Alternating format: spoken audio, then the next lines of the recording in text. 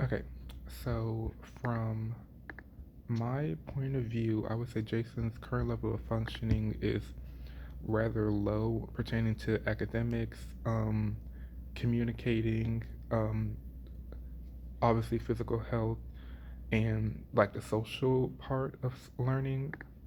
Because from the reading, it states that he um, obviously is disabled.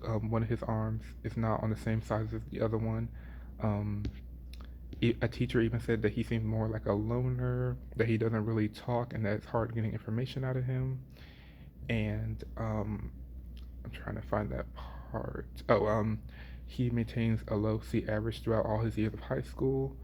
Um, and it seems like he doesn't, from what I've read, it seems like he doesn't know how to study, take notes, or write his papers in class. And instead of going to tutoring, he seems to not want it and seems to think he can do it on his own. Um, I'm trying to find the part where the students were talking about him. I can't find that right now, but I know it said that he, like I said before, was a loner and doesn't seem to talk to a lot of people, not just students, just teachers as well. Um, so yeah, I would say his current level of functioning is rather low in those areas. Um, as a teacher in the classroom setting, what specific things could you do to give Jason opportunities to improve his self-image and self-confidence? Um, for me, I had said that I would maybe encourage creativity in the classroom because I was thinking maybe it was that, well, according to chapter 5, I would say support creativity in the classroom. I'm sorry, I didn't say that part. But yeah, because obviously we can see he does not have a lot of self confidence about himself. It could be because of his disability, or it could be because when he reads, he seems to stutter. Um, I know for me, stuttering was more like a, because I'm getting excited, your brain is moving as well as your mouth. So that could be where it's coming to. Um, but yeah, no, I would say I would work more with him one on one, maybe see where he's coming from, maybe see why he isn't performing the way I would want him to as a teacher. And yeah, for his self image and self confidence, like I said, I would definitely um, encourage creativity and try to get him to feel more a part of the classroom, I would say. Um, what cooperative learning exercises would provide learning experiences for Jason? Um, for me, I would say definitely doing like group projects, group work together. Um, one thing I've noticed too, because I was just in high school 3 years ago, was that doing things like that definitely breaks the ice. Because there's a lot of people in my class who I would never have talked to if we didn't do some type of group work together. So I would definitely say that. And I've also noticed when you do that, you also realize how much you and the people around you have much in common. So yeah, I would definitely say that too for cooperative, learning with the other students. Because as we've seen, he doesn't seem to do that so well. So I definitely think that would help and break the ice and everything.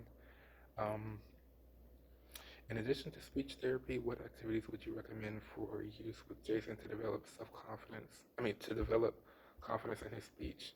Um, I know they talked about this in chapter 5. I can't find the page right now, but it was something along the lines of work one on one with him. And for me, for specifics, I would say definitely let him know when he's reading to just take a breath and breathe. Because, like I said before, I know I struggle with that. Because I would, when you're reading, especially when you're trying not to mess up in your head, all you're thinking is don't mess up, don't mess up.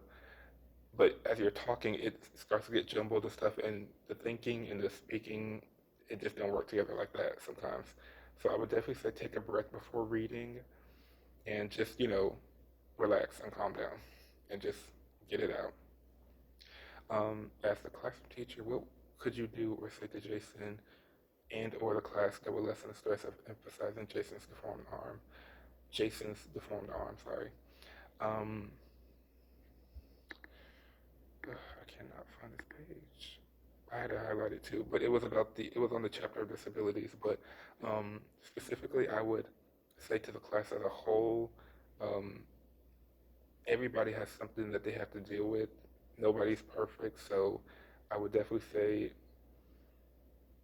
obviously to be a zero tolerance bullying. I mean zero bullying tolerance in my class, but I would definitely say, his arm is like that. So I mean, what he can't change that about himself. Obviously, I would definitely say um, maybe talk to him because one thing I've also learned too is that a lot of times people will laugh and joke about things that make them uncomfortable. So I would definitely say just talk to them about it. Maybe ask him questions that you wanted to ask him because that would definitely ease the tension and maybe you learn something new that you didn't know before.